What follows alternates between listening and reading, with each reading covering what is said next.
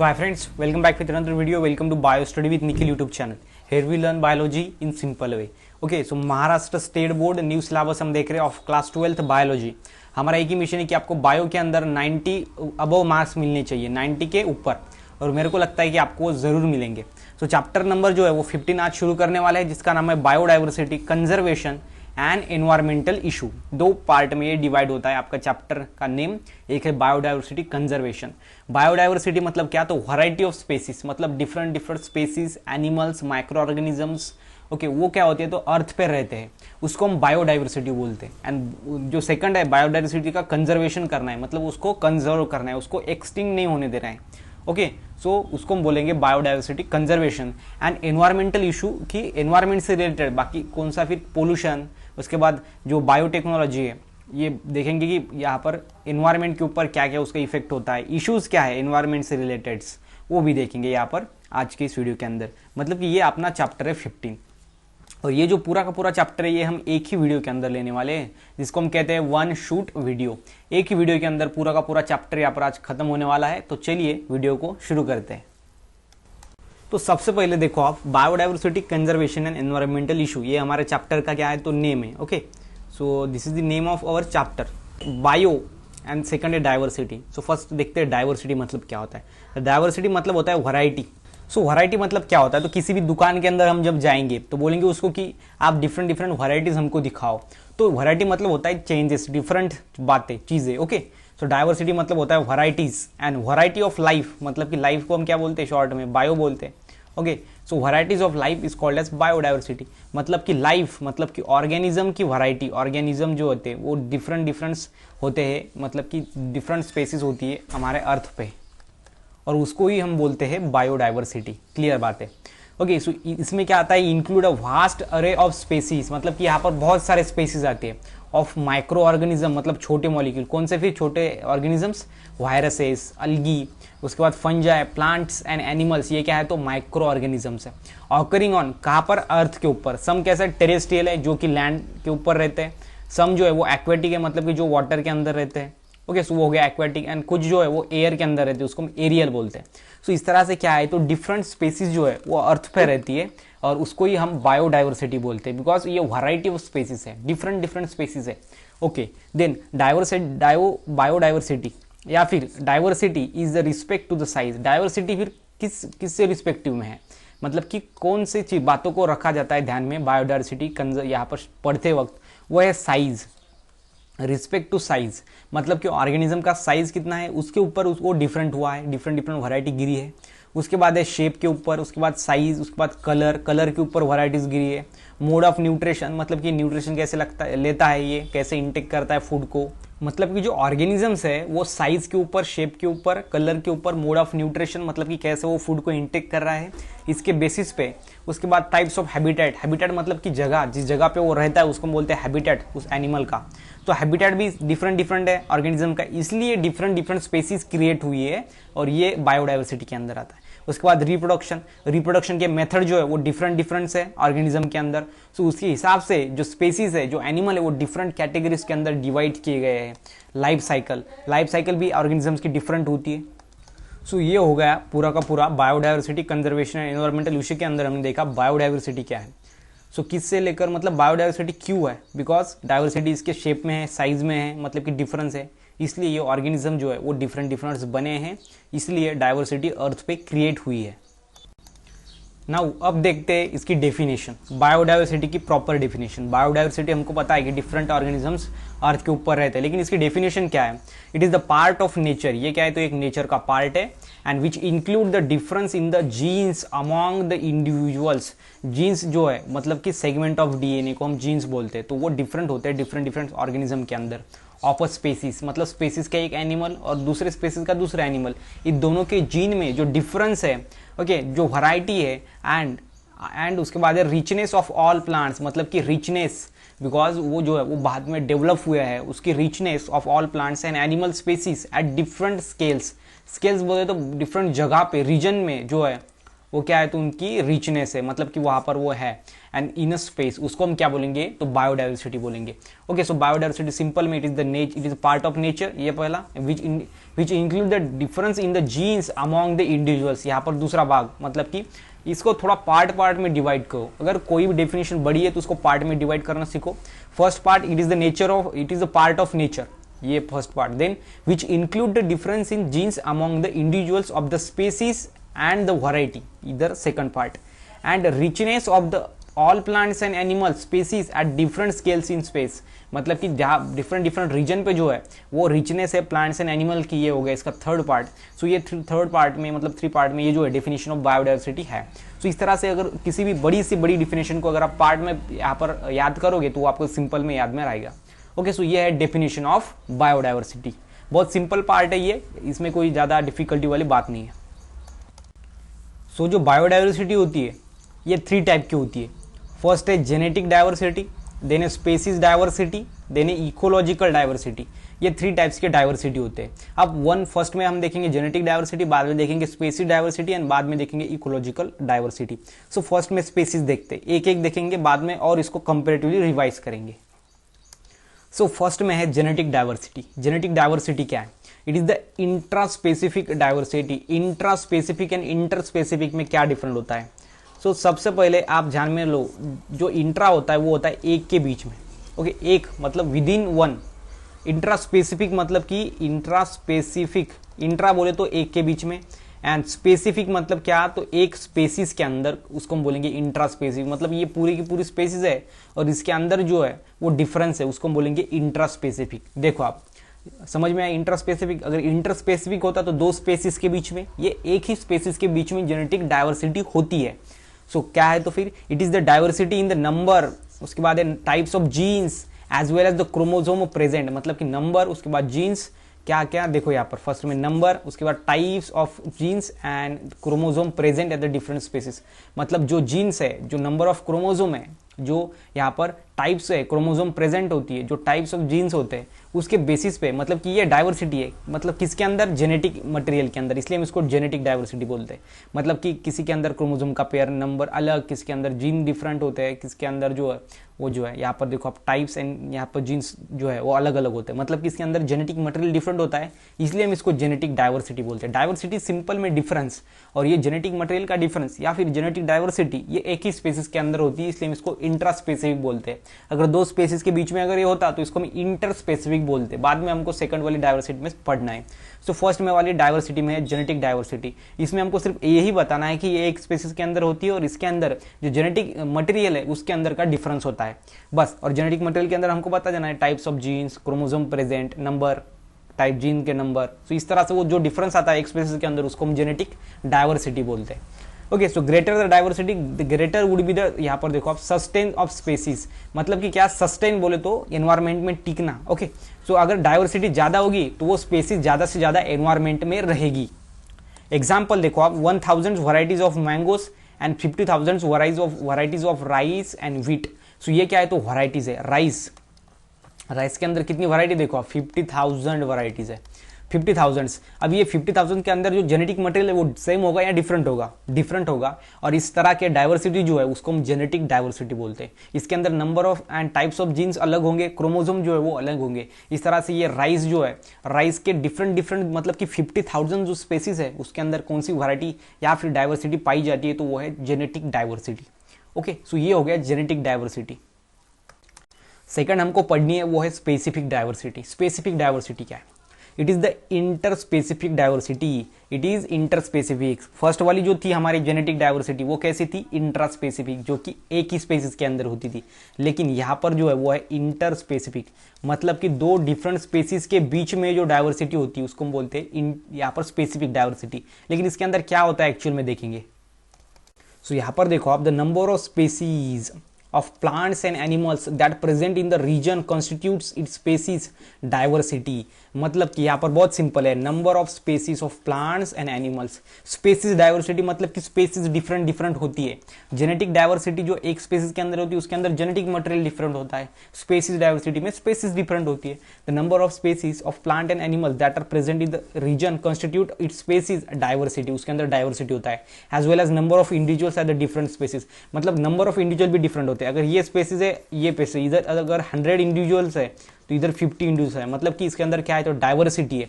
इसके अंदर कैसी डाइवर्सिटी है देखो आप, ये स्पेसीज अलग है, ओके, ये जो है एनिमल की स्पेसीज है अलग, और ये समझो ये कॉर्डेट की स्पेसीज है, ये नॉन कॉर्डेट की स्पेसीज है। तो इस तरह से ये दोनों स्पेसीज क्या है तो अलग है, और इस दोनों तरीके से जो स्पेसीज होती है उसके अंदर डिफरेंस है, इसलिए हम इसको स्पेसीज डाइवर्सिटी बोलते हैं। सो यहाँ पर देखो of India is one among 15 nations that are rich in species diversity. मतलब कि क्या, तो इंडिया में जो है 50 नेशंस में, सो इंडिया एक ऐसा है जिसके अंदर स्पेसीज डाइवर्सिटी बहुत है, मतलब बहुत सारे स्पेसीज जो है वो यहाँ पर मिलते हैं इंडिया के अंदर। मतलब स्पेसीज डाइवर्सिटी डिफरेंट है, मतलब स्पेसीज के अंदर डिफरेंट डिफरेंट स्पेसीज पाई जाती है इंडिया के अंदर, इसको हम बोलते हैं स्पेसीज डाइवर्सिटी। क्लियर है। अब जो लास्ट है हमारा वो है इकोलॉजिकल डाइवर्सिटी। इकोलॉजिकल डाइवर्सिटी क्या है, it is related to the different types of ecosystem. First में देखा था जेनेटिक डाइवर्सिटी जिसके अंदर जेनेटिक मटेरियल डिफरेंट था। सेकंड में देखा था स्पेसीज डाइवर्सिटी जिसके अंदर स्पेसीज डिफरेंट थी। और यहाँ पर देखो इकोलॉजिकल मतलब इकोसिस्टम क्या है, इकोसिस्टम जो है वो अलग अलग होती है, उसको हम बोलते हैं इकोलॉजिकल डाइवर्सिटी। एंड हैबिटेट, उसके बाद कौन सा है फिर हैबिटेट। हैबिटेट बोल तो क्या, तो ऐसी जगह जहाँ पर जो वो ऑर्गेनिजम्स रहते हैं, एनिमल्स रहते हैं, वो डिफरेंट डिफरेंट हो सकता है। किसी का एक्वेटिक मतलब कि वाटर के अंदर, किसका एरियल मतलब कि एयर के अंदर, किसी का जो है यहाँ पर टेरेस्ट्रियल मतलब लैंड के ऊपर, ऐसा उसका हैबिटेट जो वो डिफरेंट होता है। ऐसी जगह जहाँ पर एनिमल्स रहते हैं उसको हम हैबिटेट बोलते हैं। एंड विच यहाँ पर देखो with in a given geographical area, मतलब कि एक स्पेसिफिक जियोग्राफिकल एरिया होता है, वहां पर जो है वो एनिमल्स रहते हैं। And it can be describe for the specific geographical region, उसको हम क्या डिस्क्राइब कर सकते हैं, स्पेसिफिक जियोग्राफिकल रीजन। मतलब जो स्पेसिफिक जियोग्राफिकल रीजन्स है वो डिफरेंट डिफरेंट है, स्पेसिफिक जियोग्राफिकल रीजन्स ऐसे। तो बहुत सारे स्पेसिफिक जियोग्राफिकल रीजन यहाँ पर क्या है तो रीजन है यहाँ पर, उसलिए हम इसको क्या बोलते हैं तो इकोलॉजिकल डाइवर्सिटी। बोलो तो इकोसिस्टम ही डिफरेंट डिफरेंट है, बहुत सारे इकोसिस्टम है, ओके, उसको हम बोलेंगे इकोलॉजिकल डाइवर्सिटी। इकोलॉजिकल मतलब कि इकोसिस्टम के अंदर डिफरेंट डिफरेंट इकोसिस्टम है, इसलिए वो इकोलॉजिकल डाइवर्सिटी के अंदर आता है। The diversity of life at the 3 levels is now rapidly being modified by the modern man. ये जो डाइवर्सिटी है 3 लेवल्स के ऊपर, मतलब कि लैंड में फर्स्ट में, उसके बाद वाटर के अंदर, एंड उसके बाद एयर, ओके, उसके बाद क्या है तो एयर। तो इसके अंदर जो है वो मॉडर्न मैन उसको क्या कर रहा है, मॉडिफाइड कर रहा है, बिकॉज डिफरेंट वैरायटीज हम और ला रहे हैं, मतलब कि हम मॉडिफाइड कर रहे हैं इकोलॉजिकल डाइवर्सिटी को। सो इकोलॉजिकल डाइवर्सिटी मतलब क्या, तो इकोसिस्टम के अंदर डिफरेंट डिफरेंट जो इकोसिस्टम्स है उसके अंदर चेंजेस होते हैं, डिफरेंस होता है, उसको हम इकोलॉजिकल डाइवर्सिटी बोलते हैं। ओके, सो ये हो गया इकोलॉजिकल डाइवर्सिटी। सो यहाँ पर अब उसको डिटेल में देखते हैं, कंपेरेटिव। देखो आप फर्स्ट में हमने 1 बाय 1 लिया, अब देखो it is intra specific, this is inter specific. ये एक स्पेसिस के अंदर होती है, 2 स्पेसिस के अंदर होती है। यहाँ पर आपको एक वर्ड ध्यान में रखना है, वो है यहाँ पर देखो the number and types of genes as well as the chromosome present, मतलब कि जेनेटिक मेकअप जो होता है वो डिफरेंट है। यहाँ पर आपको एक ध्यान में रखना है, the number of species of plants and animals that are present in the region constitutes its species diversity. मतलब कि यहाँ पर नंबर ऑफ स्पेसीज है प्लांट्स के एंड एनिमल के, इसलिए इसको स्पेसीज डाइवर्सिटी बोलते हैं। एंड इकोलॉजिकल डाइवर्सिटी के अंदर आपको सिर्फ और सिर्फ इकोसिस्टम एंड हैबिटेट, ये दोनों बात ध्यान में रखनी है। मतलब इकोसिस्टम जो है वो डिफरेंट डिफरेंट पाई जाती है, इसलिए यहाँ पर इकोलॉजिकल डाइवर्सिटी हम जिसको बोलते हैं। यहाँ पर आपको यह ध्यान में रखना है इसके एग्जाम्पल्स, मतलब कि 1000 varieties of mangoes and 50,000 varieties of rice and wheat. मतलब इसके अंदर जेनेटिक कॉन्स्टिट्यूशन वो अलग अलग है, वैरायटी एक है राइस की, लेकिन इसके अंदर जो जेनेटिक कॉन्स्टिट्यूशन है वो डिफरेंट डिफरेंट है। यहाँ पर देखो ये जो है हमारा इंडिया एक ही ऐसा नेशन है जिसके अंदर स्पेसीज डाइवर्सिटी बहुत है, मतलब स्पेसीज जो है वो डिफरेंट डिफरेंट बहुत सारे हमारे इंडिया के अंदर है। एंड यहाँ पर जो है वो देखो मॉडर्न मैन क्या कर रहा है तो मॉडिफाइड कर रहा है, ये जो 3 लेवल्स पे डाइवर्सिटी होती है वो एरियल, उसके बाद लैंड एंड एक्वेटिक के ऊपर। सो ये हो गया genetic diversity, species diversity and ecological diversity. ये जो है अभी आपको पूरा का पूरा समझ गया है, आपके पूरा का पूरा माइंड पे जो है वो छप गया है, बिकॉज ऐसा कोई आपको यूट्यूब पे नहीं पढ़ाएगा। सो ये हो गया genetic diversity, specific diversity and ecological diversity. So अब देखेंगे पैटर्न्स ऑफ बायोडाइवर्सिटी। बायोडाइवर्सिटी के पैटर्न्स इसमें 2 है, फर्स्ट में देखेंगे लॉन्जिट्यूडनल, एटीट्यूडनल ग्रेडियंट्स, और उसके बाद देखेंगे स्पेसिस एरिया रिलेशनशिप। सो जो हमारा फर्स्ट है लैटिट्यूडनल एंड अल्टीट्यूडनल ग्रेडियंट्स, इसके अंदर दो हमको पढ़ना है, एक है लैटिट्यूड एंड दूसरा है अल्टीट्यूड। सो हमारा जो यहाँ पर फर्स्ट है वो है यहाँ पर लैटिट्यूड्स। सो लैटिट्यूड्स क्या है, तो distance of location on earth surface from the equator, मतलब कि क्या, तो जो इसमें है जो इक्वेटर जो होता है, ऐसी अर्थ होती है, ऐसा इक्वेटर, अगर एक आधी पोजीशन को हमको दिखाना है, एक आधा रीजन, एक आधा एरिया को अगर दिखाना है, तो हम क्या करेंगे, surface of equator in relation to the north and south pole, मतलब नॉर्थ एंड साउथ पोल, इसके रिलेशन में क्या करेंगे, हम उसका पोजीशन दिखाएंगे, उसको हम बोलेंगे लैटिट्यूड्स। तो यहाँ पर देखो डिस्ट्रीब्यूशन ऑफ डाइवर्सिटी, मतलब कि चेंजेस होते हैं यहाँ पर स्पेसिस के अंदर, हमने देखा था diversity, and is not uniform along the globe, मतलब कि पूरा का पूरा जो अर्थ का हमारा ग्लोब है, इसके अंदर जो यूनिफॉर्म है, मतलब कि जो डाइवर्सिटी होती है वो यूनिफॉर्म नहीं है। यूनिफॉर्म बोले तो एक सरीखी नहीं है, मतलब कि वो चेंजेस होती रहती है, ऐसा इनका सीधा सीधा कहना है, मतलब कि वो क्या है, तो यूनिफॉर्म नहीं है। Okay, is not uniform. It has been observe that the species richness, मतलब ज्यादा स्पेसिस है कहाँ पर है, is high at lower attitudes, मतलब लोअर एटीट्यूड में जो है वो स्पेसिस हायर है।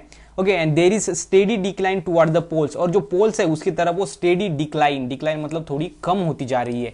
कहाँ पर ज्यादा है, सबसे ज्यादा लोअर लैटिट्यूड जो है वहां पर स्पेसिस बहुत ज्यादा है, एंड बाद में वो क्या हो रही है, डिक्लाइन, मतलब तो घट रही है टुवर्ड दी पोल्स। जैसे कि हम नॉर्थ या साउथ पोल की तरफ जा रहे हैं इक्वेटर से, सो वो बाद में घट रही है, उसको बोलेंगे लैटिट्यूडनल। ओके, देन सेकंड है species richness and diversity from plants and animal decrease as we move away from equator. सीधी बात है, इक्वेटर पे बहुत ज्यादा है, इक्वेटर पे ऐसे इधर जो है इक्वेटर पे बहुत ज्यादा है, एंड जैसे हम इक्वेटर से ज्यादा मूव होंगे मतलब किसकी तरफ जाएंगे, पोल्स की तरफ। और हमने ऊपर देखा ये कि पोल्स की तरफ जो है there is steady decline toward the poles, मतलब कि पोल्स की तरफ वो डिक्लाइन हो जा रही है, मतलब कि जो इक्वेटर है वहां पर बहुत ज्यादा डाइवर्सिटी है, लेकिन जैसे कि हम पोल्स की तरफ जा रहे हैं डाइवर्सिटी कम हो रही है। ये है latitudinal patterns of biodiversity. Okay, उसके बाद देखो एल्टीट्यूडनल, ये क्या है, it speak for the height, ये हाइट से रिलेटेड है, from the mean sea level, मतलब कि जो मीन की सी लेवल होती है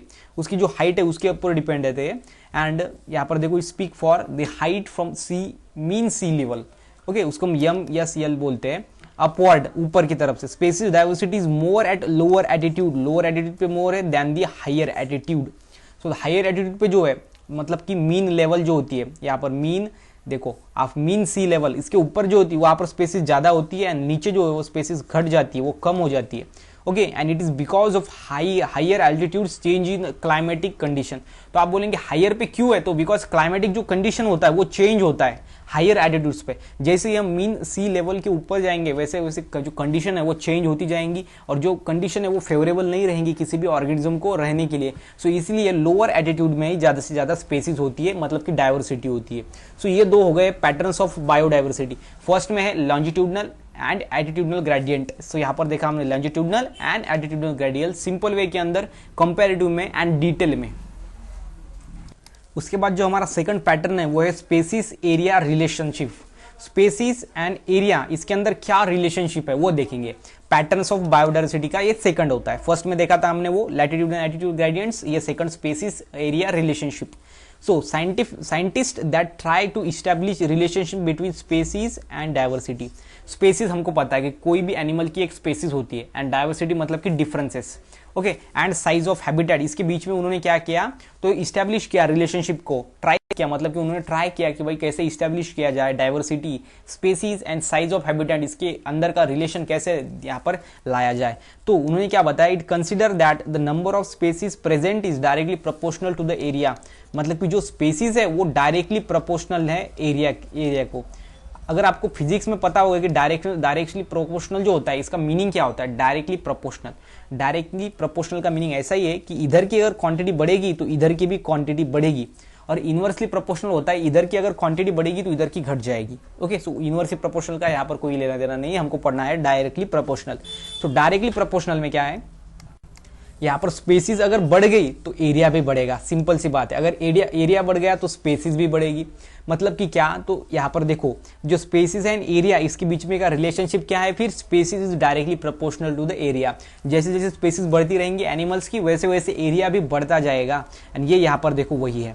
यहाँ पर देखो आप, ऐसा ग्राफ आपको दिया गया है, यहाँ पर देखो आप, यहाँ पर स्पेसिस है एंड यहाँ पर एरिया है। एरिया यहाँ पर बढ़ रहा है, यहाँ पर स्पेसिस बढ़ रही है। और ऐसा ग्राफ है जो कि ऐसा धीरे धीरे धीरे धीरे बढ़ रहा है। मतलब कि यहाँ पर देखो आप, मतलब कि स्पेसिस भी बढ़ रही है। अगर इसको कंसिडर किया जाए तो देखो यहाँ से यहाँ तक वो बढ़ गया स्पेसिस, मतलब कि ये जो है इधर कम स्पेसिस था लेकिन यहाँ पर हाई है, मतलब कि इतना क्या हुआ है तो स्पेसिस बड़ा है।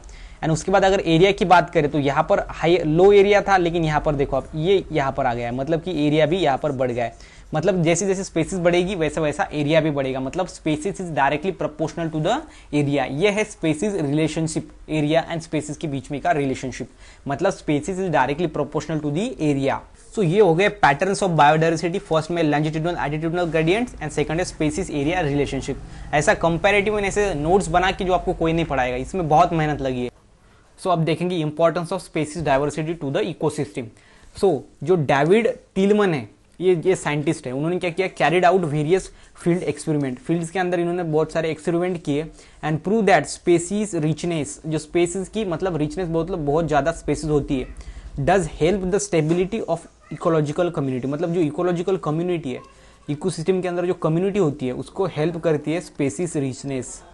स्पेसीज रिचनेस जो है वो इकोलॉजिकल कम्युनिटी के अंदर हेल्प करती है, ऐसा इस डेविड टिलमन का कहना था। और ये स्पेसिस रिचनेस मतलब क्या है, तो स्पेसिस डाइवर्सिटी है। सो ऊपर का हमारा यही कहना है कि जो स्पेसिस डाइवर्सिटी है वो इकोसिस्टम में हेल्प करती है। किस तरह से हेल्प करती है, तो स्टेबिलिटी के लिए। ओके, सो हेल्प करती है स्टेबल, मतलब कि एनवायरनमेंट को स्टेबल रखने के लिए स्पेसिस डाइवर्सिटी इकोसिस्टम को हेल्प करती है। Rich diversity leads to lesser variation. अगर रिच डाइवर्सिटी है तो लेजर वेरिएशन होगा, वेरिएशन कम होगा, डाइवर्सिटी बहुत ज्यादा है तो। एंड इन बायोमास प्रोडक्शन, उसके बाद देखो rich diversity leads to lesser variation in biomass production. मतलब अगर डाइवर्सिटी कम है, रिच डाइवर्सिटी सॉरी डाइवर्सिटी अगर ज्यादा है, बहुत ज्यादा है डाइवर्सिटी, तो बाद में क्या होगा, lesser variation in biomass production. Biomass का प्रोडक्शन का लेजर वेरिएशन होगा, जो बायोमास प्रोड्यूस होगा वो कम होगा बिकॉज स्पेसीज की डाइवर्सिटी बहुत ज्यादा है। Okay, over a period of the time this is called as productivity stability hypothesis. उसको हम क्या बोलेंगे, प्रोडक्टिविटी स्टेबिलिटी हाइपोथेसिस। मतलब इसी में क्या होगा, तो जो प्रोडक्शन हमको मिलेगा वो स्टेबल हो जाएगा, उसको हम प्रोडक्टिविटी स्टेबिलिटी हाइपोथेसिस कहते हैं। सो यहाँ पर जो है कुछ भी नहीं, आपको सिर्फ इतना ध्यान में रखना है, जो स्पेसिस की रिचनेस है वो हेल्प करती है मतलब इकोसिस्टम को स्टेबल रखने के लिए। दूसरी बात, जो रिच डाइवर्सिटी है and leads to variation, lesser variation, मतलब अगर डाइवर्सिटी अगर बहुत ज्यादा है तो बायोमास प्रोडक्शन जो होगा वो यहाँ पर उसके अंदर वेरिएशन कम होगा। बायोमास प्रोडक्शन क्या है, तो ये वेट है, जितना ऑर्गेनिज्म जो है वेट होता है स्पेसिफिक एरिया के अंदर, रीजन के अंदर, उस ऑर्गेनिज्म का वेट के अंदर जो है वो यहाँ पर वेरिएशन कम होगा, रिच डाइवर्सिटी अगर होगी तो। उसके बाद देखो पाउल इरलिच, इन्होंने क्या किया, एन इकोलॉजिस्ट, मतलब कि यहाँ इन्वायरमेंट की स्टडी करने वाली, ओके, इकोलॉजिस्ट फ्रॉम स्टैनफोर्ड, जो स्टैनफोर्ड है वहां से, गिव एनोलॉजी। एनोलॉजी बोले तो क्या, थोड़ा डिफरेंट बताया। क्या बताया, एक्सप्लेन सिग्निफिकेंस, मतलब important of diversity is called as rivet popper hypothesis. So इन्होंने क्या किया, तो रिवर्ट प्रॉपर हाइपोथेसिस दिया, rivet popper hypothesis popper. Okay, so इन्होंने क्या किया, तो रिवर्ट प्रॉपर हाइपोथेसिस दिया। ओके, डाइवर्सिटी को, इस डाइवर्सिटी का यहाँ पर सिग्निफिकेंस बताने के लिए, उसका इंपॉर्टेंस बताने के लिए, और ये थोड़ा एनोलॉजी था, मतलब कि थोड़ा डिफरेंट था। सो अब देखेंगे हम क्या कि रिवर्ट प्रॉपर हाइपोथेसिस क्या कहता है। तो चलो देखते हैं यहाँ पर रिवर्ट प्रॉपर हाइपोथेसिस। सो सबसे पहले रिवर्ट प्रॉपर हाइपोथेसिस समझने के पहले जो रिवर है उसको हम क्या बोलते हैं, ये ध्यान में रखो, ये होता है बोल्ट। क्या होता है, बोल्ट। ओके, बोल्ट हमको पता है। ही कंपेयर एरोप्लेन टू इकोसिस्टम। उन्होंने क्या किया, एरोप्लेन जो होती है, ओके, उसको इकोसिस्टम के साथ कंपेयर किया। मतलब कि जो एरोप्लेन है वो इकोसिस्टम के जैसा है। कैसा इकोसिस्टम, देखो आप, और जो इकोसिस्टम है उसके अंदर क्या होती है, स्पेसीज होती है। इकोसिस्टम के अंदर क्या, तो स्पेसीज है, डिफरेंट डिफरेंट स्पेसीज होते हैं, डिफरेंट डिफरेंट टाइप्स के एनिमल्स होते हैं।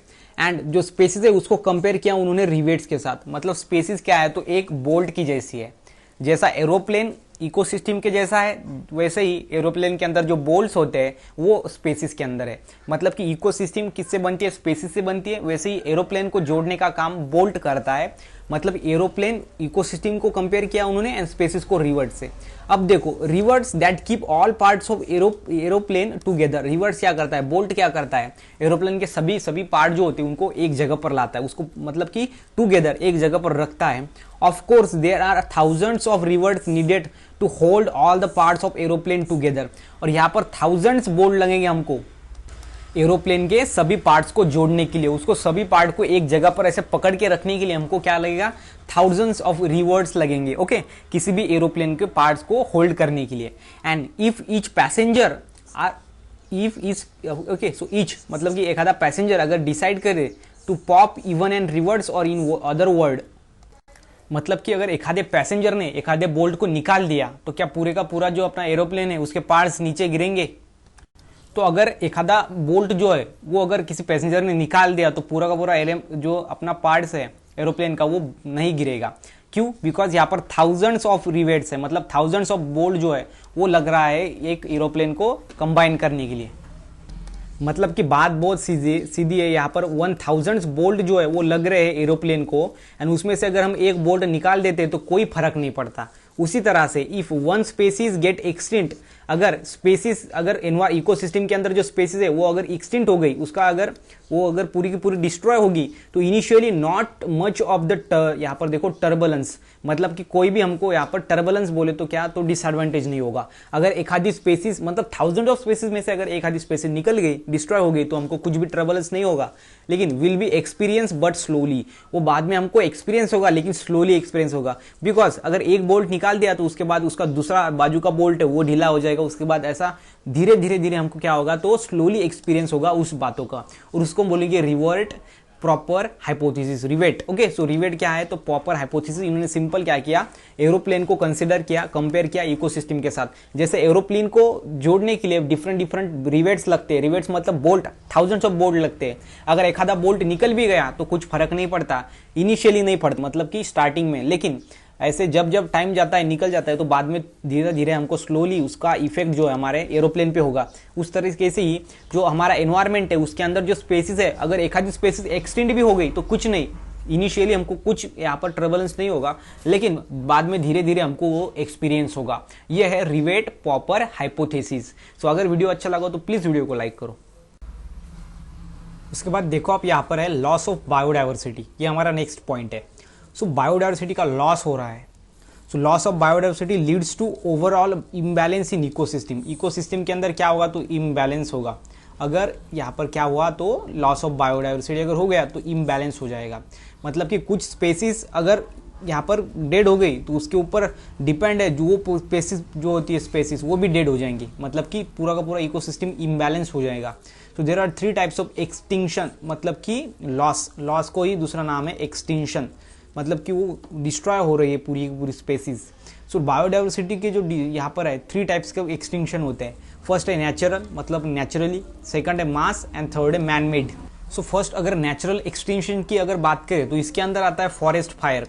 कभी कभी क्या होता है, फॉरेस्ट के अंदर जो है वो आग लग जाती है और उससे बाद में बायोडाइवर्सिटी का लॉस हो जाता है। उसके बाद है अर्थक्वेक। ओके, उसके हम क्या बोलते हैं, तो ज्वालामुखी का उद्रेक होता है, उससे भी बाद में लाइफ जो है वो डिस्ट्रॉय होती है। उसके बाद वोल्केनिक एक्टिविटीज, अर्थक्वेक मीन्स यहाँ पर हम उसको भूकंप बोलते हैं। ओके, एंड वोल्केनिक इरप्शन, इसके अंदर जो ज्वालामुखी है वो बाहर आता है, मतलब कि ये नेचुरल है।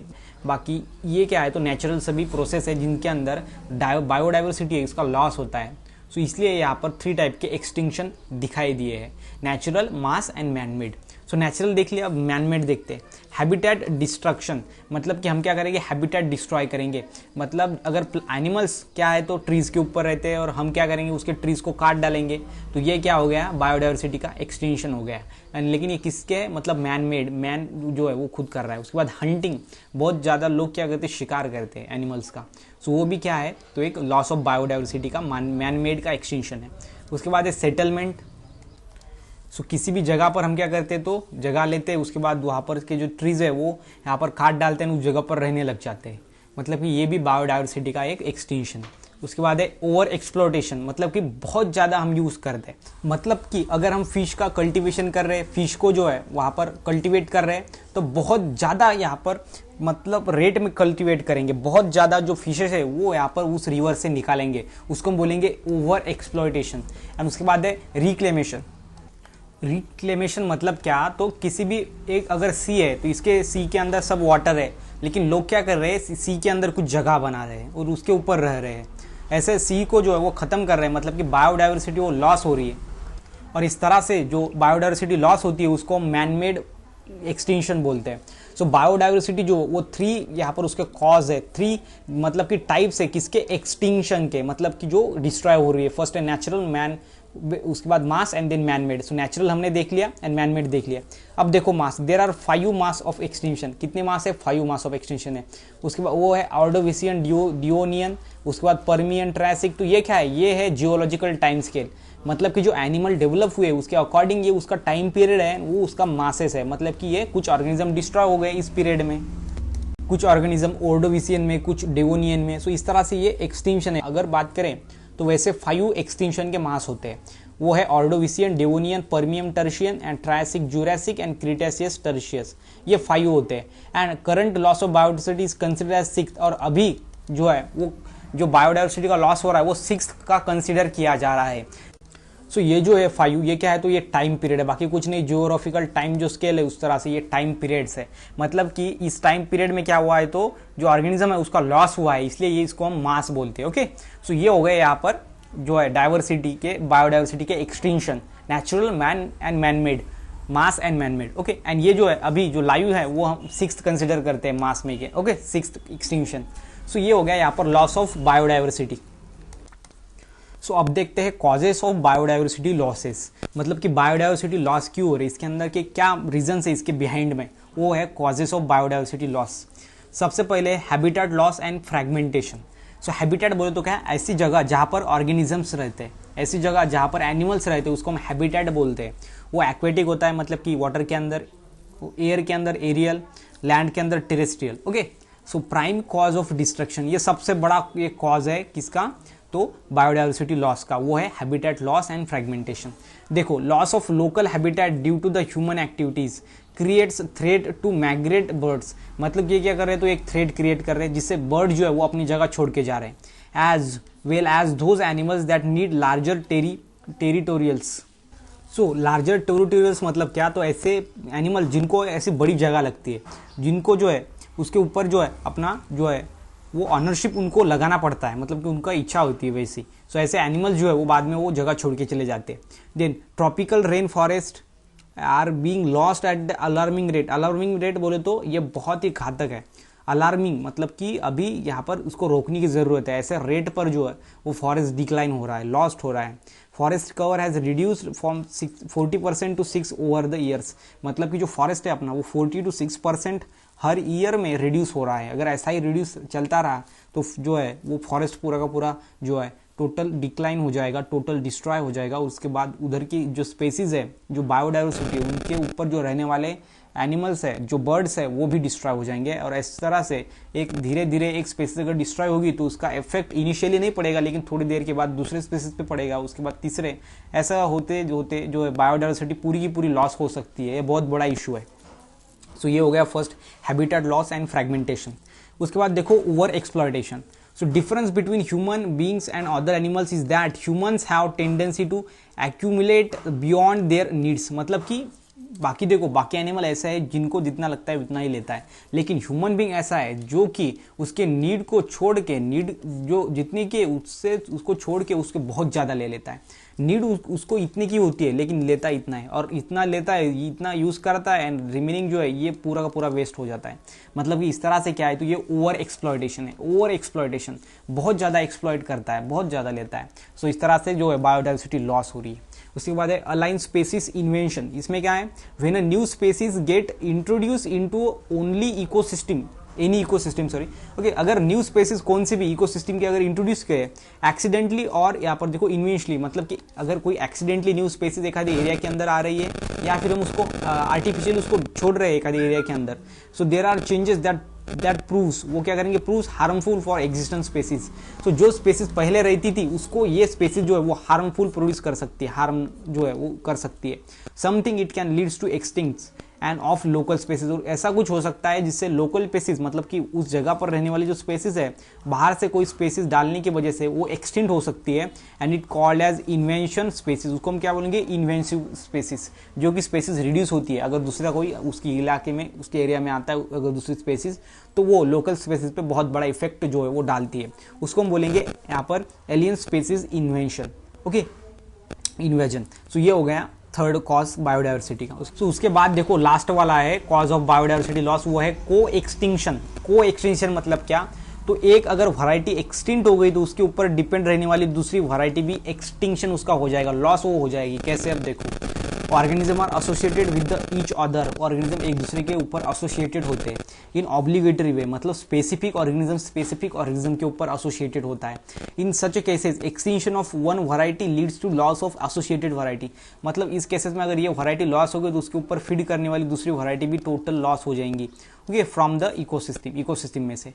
जैसे कि इसका एग्जांपल देखो, extinction of host fish. Host मतलब क्या, तो ऐसा ऑर्गेनिज्म होता है जो दूसरे के ऊपर फीड करता है, वो होता है पैरासाइट। ये देखो यहाँ पर पैरासाइट, ओके। सो पैरासाइट कौन है फिर, जो दूसरे ऑर्गेनिज्म के ऊपर रहता है, उस ऑर्गेनिज्म को क्या बोलते हैं, तो होस्ट बोलते हैं। तो फिश क्या है, तो होस्ट है, और इसके ऊपर रहने वाला पैरासाइट क्या है, तो एक पैरासाइट है, मतलब कि वो एक एनिमल है। अगर फिश ही नहीं रही तो इसके ऊपर वो कैसे फीड करेगा।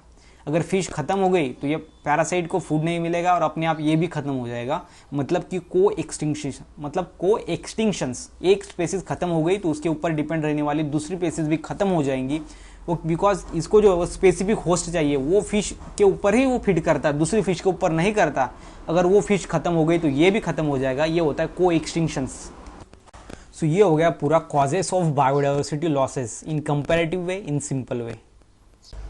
उसके बाद जो हमारा नेक्स्ट टॉपिक है वो है यहाँ पर कंजर्वेशन ऑफ बायोडाइवर्सिटी। बायोडाइवर्सिटी को कैसे कंजर्व किया जाए, या फिर why to conserve biodiversity, biodiversity को कंजर्व क्यों किया जाए। सो कंजर्वेशन ऑफ बायोडाइवर्सिटी में जो फर्स्ट है narrowly utilitarians reasons, okay. So utilitarian reasons क्या है, नैरोली कौन से, फिर देखो, humans are reaping material benefit from the biodiversity, मतलब रिपिंग बोले तो लेता है, मतलब कि बायोडाइवर्सिटी से ह्यूमन क्या करता है, बेनिफिट मटेरियल्स लेता है, ऐसा मटेरियल जिसको बेनिफिट होता है, किसको, ह्यूमन को, ऐसा मटेरियल जो है वो बायोडाइवर्सिटी जो ह्यूमन को देती है। So then deriving reasons from for basic needs of such a food, जैसे कि फूड है, क्लॉथ्स है, शेल्टर है, एंड इंडस्ट्रियल प्रोडक्ट्स है like resin and tannins, perfumes, ये जो है वो इंडस्ट्रियल प्रोडक्ट है, इसको हम बेचते हैं। बाकी जो फूड, क्लॉथ, शेल्टर्स है, ये भी बेसिक जो है वो थिंग्स है जो कि हमें बायोडाइवर्सिटी से मिलती है, okay. It shares 25% of global medicine market, जो मेडिसिन मार्केट है उसके अंदर ये 25% इसका जो है फूड, मतलब कि जो बायोडाइवर्सिटी से मेडिसिन हमको मिलती है 25%, मतलब कि ये क्या है, तो ये फर्स्ट में इसका कंजर्वेशन ऑफ बायोडाइवर्सिटी का एक फर्स्ट ही एक मतलब कि एक बेनिफिट है, इसलिए हम बायोडाइवर्सिटी को कंजर्व करना चाहते हैं, करना चाहिए। देन इसमें जो सेकंड है वो है ब्रॉडली यूटिलिटेरियंस रीजंस। इसमें जो है if you find out cost of oxygen, अगर आप ऑक्सीजन सिलेंडर की कॉस्ट अगर फाइंड आउट करें and try to calculate the value of oxygen, अगर वैल्यू ऑक्सीजन की वैल्यू कैलकुलेट करें to breathe with such a case we will understand that what nature is giving for us for free, मतलब कि अस for free, मतलब कि जो oxygen है, oxygen cylinder जो कि हम यहाँ पर लेते हैं जब कोई पेशेंट की क्रिटिकल जो है हेल्थ हो, तब हम उस जगह पर जो है ऑक्सीजन सिलेंडर का इस्तेमाल करते हैं। और उस ऑक्सीजन सिलेंडर की अगर वैल्यू लगाई जाए, उस ऑक्सीजन की अगर वैल्यू लगाई जाए तो आपको समझ में आ जाएगा कि नेचर हमको कितनी वैल्यू या फिर कितना ऑक्सीजन जो वो फ्री में देता है। अमेजॉन फॉरेस्ट जो है is estimate to produce 20% of global oxygen of earth atmosphere, okay. So 20% जो ऑक्सीजन होता है वो यहाँ पर अमेजॉन जो फॉरेस्ट है अमेजॉन का वो प्रोड्यूस करता है, मतलब कि यहाँ पर इंपॉर्टेंट है बायोडाइवर्सिटी हमारे लिए, बिकॉज ऑक्सीजन की अगर कॉस्ट लगाई जाए तो फिर बाद में आपको समझ में आएगा कि नेचर हमको क्या दे रहा है, कितनी फ्री में दे रहा है। उसके बाद है इथिकल रीजंस। सो इथिकल रीजन में क्या है, फिर वी हैव नो राइट्स, हमको हम राइट्स बोले तो क्या, अधिकार, अपना कोई अधिकार नहीं है to destroy the diversity of, simply diversity को डिस्ट्रॉय करने में, simply because we share the earth with them, because हम अर्थ उसके साथ शेयर कर रहे हैं। We are not owner of earth, so हमारा जो है हुक्मशाही नहीं है अर्थ के ऊपर, हम सिर्फ अर्थ दूसरे के साथ शेयर कर रहे हैं और हम सबको ये अर्थ के ऊपर रहना है। We are just a part of life on the earth. All living beings have equal rights. सभी लिविंग बींग्स अर्थ के ऊपर जो भी एनिमल्स है उसके इक्वल राइट्स है अर्थ के ऊपर। प्रोटेक्टिव ओके पेक्टिव of their knowns prospective economic use, लेकिन किसके बेसिस पे? इकोनॉमिक के बेसिस पे। अगर इकोनॉमिक वैल्यू ज़्यादा है तो उसको थोड़ा ज़्यादा यहाँ पर इम्पोर्टेंस दिया जाएगा ऐसे एनिमल को। अगर इकोनॉमिक वैल्यू कम है तो उसको कोई भी इम्पोर्टेंस नहीं दिया जाएगा। इस तरीके से जो एनिमल्स है वो यहाँ कम ज़्यादा इंपॉर्टेंट है, लेकिन जो अर्थ है वो सबके लिए सेम है, सबका अधिकार इस पर सेम है। सो इस तरह से ये होनी चाहिए, इसलिए जो है हम बायोडाइवर्सिटी जो है वो कंजर्व करनी चाहिए। ये हो गया conservation of biodiversity. So conserve क्यों करना चाहिए ये हमको समझ में आएगा, लेकिन कैसे किया जाए ये अभी इधर जो है वो दो देखने वाले हैं। फर्स्ट में है इन सिटू कंजर्वेशन, सेकंड में है ex situ conservation. Okay, so first वाला ये देखते हैं फर्स्ट में, बाद में ये देखेंगे। सो जो इन सिटू कंजर्वेशन होता है वो क्या बोलता है, तो पहले देखते हैं। Protection of an organism will automatically takes place. Protection जो होगा वो ऑटोमेटिकली हो जाएगा of its natural habitat is protected. जो नेचुरल हैबिटेट है उस ऑर्गेनिज्म का वही उसको प्रोटेक्ट करेगा। बिकॉज अगर आप देखोगे जो प्लांट्स, जो एनिमल्स प्लांट्स के ऊपर रहते हैं उनकी बॉडी थोड़ी प्लांट्स की जैसी होती है। सो वो प्लांट्स के ऊपर किसी भी ऑर्गेनिज्म को जल्दी से नहीं दिखेंगे, मतलब वो प्रोटेक्ट हो जाएंगे, मतलब उसका हैबिटेट ही उसको प्रोटेक्ट करेगा नेचुरली। ओके, एग्जाम्पल देखो आप, अनाउंसिंग यहाँ पर है कन्हा फॉरेस्ट एज टाइगर। टाइगर जो है टाइगर का रिजर्व करता है। This is called as the in situ conservation. So most appropriate method of conservation, ये most appropriate method है conservation की, and it is conservation at home. हम home पर भी कर सकते हैं। Around 24 biodiversity hotspot have been identified by the conservations. Then next देखो ISC also include introduction of varieties traditionally used for farming and horticulture. मतलब कि कुछ ऐसे वैरायटीज है प्लांट्स के जो कि कैसे है यहाँ पर ट्रेडिशनली, मतलब कि ट्रेडिशनली हम उसको यूज करते हैं फॉर फार्मिंग, खेतों में लगाने के लिए, यूज करने के लिए। एग्जांपल इन महाराष्ट्र देखो आप, पावरा ट्राइब्स। ये क्या है? ट्राइबल्स। जो पावरा नाम के ट्राइबल्स है ये जमाती है जो कि आदिवासी या फिर जो लो यहाँ पर उसके अंदर जो है विकास हुआ है ऐसे। इन यहाँ पर सातपुड़ा पर्वत जो होता है वहां पर have protected varieties of corn. उन्होंने क्या कि कॉर्न की वैरायटी को प्रोटेक्ट किया, एंड उसके साथ साथ डिफरेंट कर्नल्स जो है उनको भी प्रोटेक्ट किया। India has 3 world biodiversity hotspot. इसके अंदर 3 बायोडाइवर्सिटी हॉटस्पॉट है इंडिया के अंदर। फर्स्ट है वेस्टर्न घाट, देन है ईस्टर्न हिमालय, एंड बाद में है इंडो बुर्मा। ये जो है यहाँ पर इन सिटू कंजर्वेशन के हॉटस्पॉट्स है। उसके बाद जो सेकंड है वो है ex situ conservation. Ex situ conservation में एक स्पेसिफिक एरिया नहीं बनाते, हम नेचुरली उसको छोड़ देते। Okay, so some time when a species is, यहाँ पर देखो आप, critically endangered specially major how to be undertaken of protect it. मतलब कि जो क्रिटिकली एंडेंजर्ड है, जो कि यहाँ पर लुप्त होने वाली है, जो कि एनवायरमेंट से पूरी की पूरी डिस्ट्रॉय होने वाली है, ऐसे स्पीसीज को जो है हमको ज़्यादा से ज़्यादा उसकी केयर रखनी पड़ेगी, प्रोटेक्ट करना पड़ेगा। It might be protect in the captivity. Okay, as one of the measure of protection is take place is called as ex situ conservation.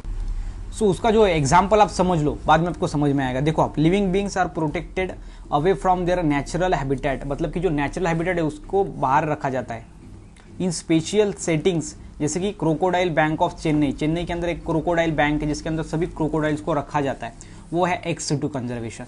So ex situ conservation में सिंपली एक specific area होता है और उसके अंदर हम उस animal को जो है वो कंजर्व करते हैं।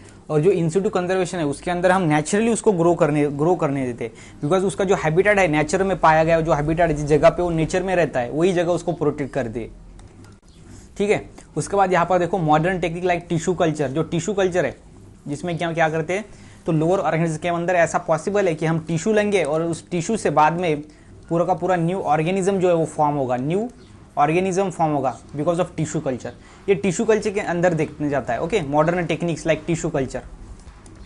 उसके बाद इन विट्रो फर्टिलाइजेशन। अगर फर्टिलाइजेशन होने में अगर उस एंडेंजर्ड स्पेसीज, जो स्पेसीज की यहाँ पर डिस्ट्रॉय होने वाली है पूरी की पूरी, उस स्पेसीज के अंदर अगर फर्टिलाइजेशन होना चाहिए तो बाद में हम उसको फर्टिलाइजेशन आउटसाइड द बॉडी, मतलब इन विट्रो फर्टिलाइजेशन भी करा सकते हैं। एग्स एंड उसके बाद एक क्रायो प्रिजर्वेशन, मतलब कि लेस टेम्परेचर करके हम उसके गैमेट्स को जो है वो प्रिजर्व कर सकते हैं। ओके, अगर मेल पार्टनर नहीं रहा, पूरी के पूरे डिस्ट्रॉय हो गए, तो वो आगे कैसे जनरेशन बढ़ेगी। तो मेल पार्टनर के अगर सीमन भी हमने स्टोर करके रख ले तो भी अपना काम बन जाएगा।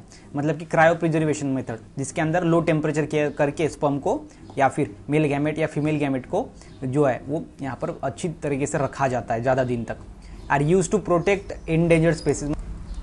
ये सभी जो बातें हैं मतलब कि एंडेंजर्ड स्पेसीज को प्रिजर्व करने के लिए हम कर सकते हैं, like tissue culture, in vitro fertilisation, cryopreservation method करके गैमेट्स को हम स्टोर कर सकते हैं एंड एंडेंजर्ड स्पेसीज को ये प्रोटेक्ट करेगा। By now we have thus understood the, यहाँ पर देखो आप, immense importance of biodiversity and dire need to protect it. Okay, so अभी यहाँ पर इमेंस इंपॉर्टेंस है, बहुत ज़्यादा इंपॉर्टेंट है यहाँ पर बायोडाइवर्सिटी हमारे लाइफ के अंदर, तो हमको इसको प्रिजर्व करना ही पड़ेगा। ओके, सो ये हो गया एक्स2 कंजर्वेशन। इसमें हम क्या करते हैं, एक स्पेसिफिक एरिया के अंदर उस स्पेसीज को जो है वो कल्टीवेट करते हैं, उसको आगे बढ़ाते हैं। उसके एंडेंजर्ड स्पेसीज, ऐसी स्पेसीज जो डिस्ट्रॉय होने वाली है पूरी की पूरी, इस स्पेसीज के लिए हम ये करते हैं। उस स्पेसीज को फिर बाद में उसके नंबर जो है वो बढ़ाते हैं। उसके बाद जो लास्ट हमारा टॉपिक है इस चैप्टर का वो है यहाँ पर बायोलॉजिकल डाइवर्सिटी एक्ट 2002। सो यहाँ पर क्या है, in order to provide framework for the sustainable management, sustainable मतलब कि जो एनवायरमेंट को हानिकारक न हो ऐसे, conservation of our country's natural resources, government pass biological diversity act. तो गवर्नमेंट ने क्या पास किया है, तो बीडी एक्ट, मतलब कि बायोलॉजिकल डाइवर्सिटी एक्ट है। ये क्या करेगा, एक फ्रेमवर्क प्रोवाइड करेगा, किसके लिए, सस्टेनिंग मैनेजमेंट। ओके, सो एनवायरमेंट को प्रोटेक्ट करने के लिए, नेचर को प्रोटेक्ट करने के लिए, उसका कंजर्वेशन करने के लिए of our country's natural resources. Okay, so अपने कंट्री के अंदर जो नेचुरल रिसोर्सेस है, नेचुरल रिसोर्सेस को यहाँ पर कंजर्व करने के लिए गवर्नमेंट ने एक बायोलॉजिकल जो है डाइवर्सिटी एक्ट नाम का जो है वो पास किया है, वो है बीडी एक्ट। ओके, सो ये सिंपल में बायोलॉजिकल डाइवर्सिटी एक्ट है 2002 का। ओके, 2002 में इसको जो है यहाँ पर लाया गया। सो ये हो गया हमारा पूरा का पूरा 15 चैप्टर एक ही वीडियो के अंदर। ओके, सो अभी तक आपने चैनल को सब्सक्राइब नहीं किया तो प्लीज़ चैनल को सब्सक्राइब करो। उसके साथ साथ आप इंस्टाग्राम पे भी मेरे को फॉलो कर सकते हो, और अगर आपको पूरे नोट्स चाहिए तो आप यहाँ पर टेलीग्राम पे ग्रुप पे भी ज्वाइन हो जाओ, वहाँ पर आपको पूरे के पूरे नोट्स मिलेंगे। सो यहाँ पर क्लास 12 बायोलॉजी है पूरी की पूरी खत्म हो गई है। जी हाँ, पूरी की पूरी खत्म हो गई है। हमने 1 से लेकर 15 तक पूरे के पूरे जो यहाँ पर चैप्टर्स है वो अपलोड कर दिए। Okay, so thanks for watching. ये हमारा यूट्यूब चैनल है, प्लीज़ लाइक करो इसको, उसके साथ साथ सब्सक्राइब करो, शेयर करो ओके दोस्तों के साथ। So thanks for watching bio study with Nikhil YouTube channel. Please like and subscribe to our channel. Thank you so much.